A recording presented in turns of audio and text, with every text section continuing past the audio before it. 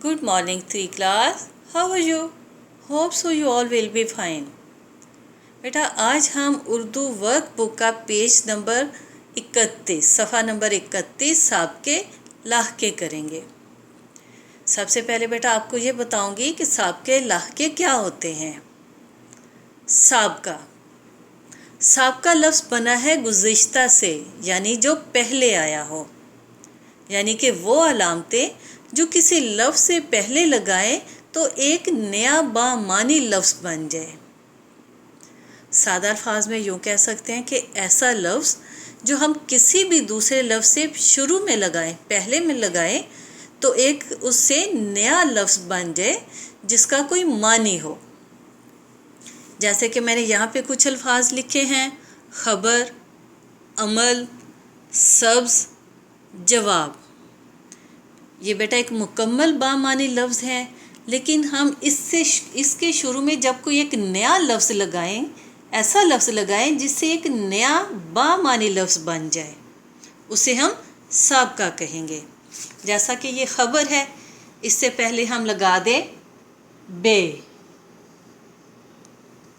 तो ये एक नया लफ्ज़ बन जाएगा बे ख़बर, यानी कि जिसकी कोई खबर ना हो।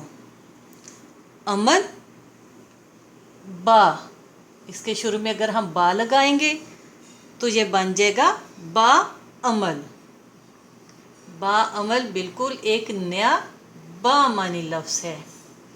तो ये बा और बे, ये क्या हुआ? ये हमारे साबके हैं जी। ये है लफ्ज़ सब्ज़। सब से पहले हम साबका लगाएंगे, कैसा लफ्ज़ लगाएंगे जिससे नया लफ्ज़ बन जाएगा? अगर हम सर लगा दें तो ये बन जाएगा सर सब्ज़। जवाब, इसके शुरू में अगर हम ला लगा दें, ला क्या है? लाह का है, तो ये बन जाएगा ला जवाब।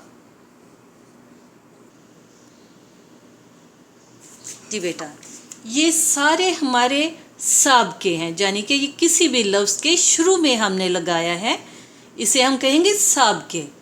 जब साबका और ये दूसरे लफ्ज़ जिसे लाहका कहते हैं जो बाद में आता है, इस दोनों को हम मिलाएंगे तो एक नया लफ्ज़ बन गया बाखबर, बा अमल, सर सब्ज़, ला जवाब।